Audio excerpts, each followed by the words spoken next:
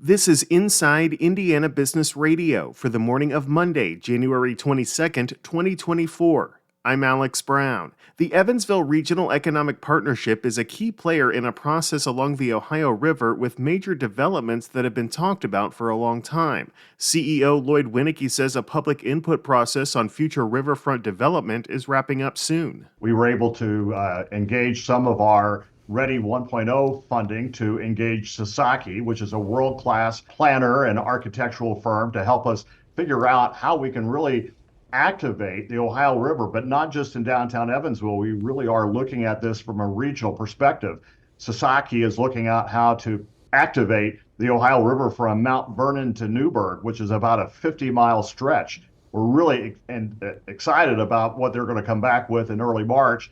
At which time we expect to see 3D modeling and renderings of some ideas that they have that we think will really transform Southwest Indiana. He said projects could include mixed-use developments along the Evansville riverfront and efforts to grow Newburgh and Mount Vernon as Ohio River destination spots. Michigan-based manufacturing company Dexco Global has acquired Circa Industries Limited, headquartered in Milton, Ontario. Financial details were not disclosed, but Dexco said the Canadian manufacturer will become part of its Elkhart-based subsidiary, Dexter. Indiana State University on Friday announced Terre Haute-based Garmong Construction as the construction manager for the $66 million renovation of the Technology Annex building on the Terre Haute campus. The renovation is the largest capital project in the university's history and will provide updated classroom and lab space for the Bailey College of Engineering and Technology.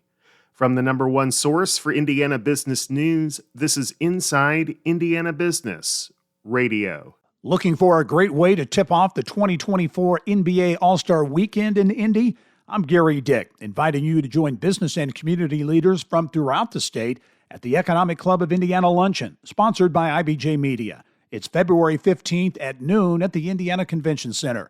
I'll be interviewing NBA Commissioner Adam Silver, giving you an inside look at the league and all things All-Star Weekend. Reserve your ticket or table for 8 now at economicclubofindiana.com.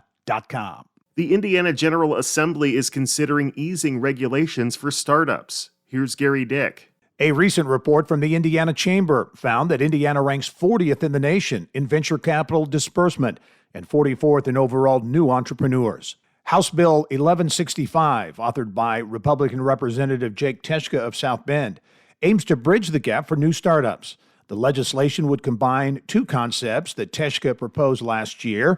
It would create a regulatory sandbox program within the Indiana Economic Development Corporation with the goal of removing red tape for startups and new businesses, while also requiring the state to encourage, but not mandate, that at least 5% of contracts and workforce development funding be awarded to businesses that have been in operation for fewer than 5 years.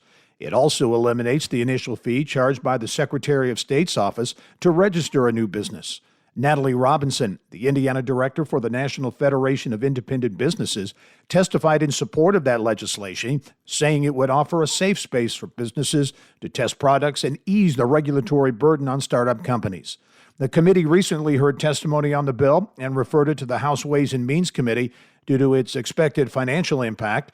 Under the proposed legislation, the IEDC would need to hire additional staff members to create a new regulatory relief office at an estimated cost of $500,000. That according to a fiscal impact statement from the Legislative Services Agency. If passed, Indiana would become the 9th state to institute a regulatory sandbox program, behind states including Florida, North Carolina, Utah, and West Virginia. This is Gary Dick for Inside Indiana Business Radio. Evansville-based Old National Bancorp is adding $1.2 billion to its community growth plan that was originally unveiled in 2022. The plan, now totaling $9.5 billion, was created to support historically underserved and economically disadvantaged individuals, families, and communities. The additional investment is subject to the closing of the bank's $344 million acquisition of Capstar Financial Holdings in Nashville, Tennessee, and will allow Old National to extend its services outlined in the plan to communities served by Capstar. University of Indianapolis President Tanuja Singh is this week's guest on the Business and Beyond podcast with Gary Dick, presented by PNC, a weekly conversation with high-profile Hoosiers in business, sports, and entertainment, and beyond. Available now from your favorite podcast provider. I'm Alex Brown for Inside Indiana Business Radio On Demand.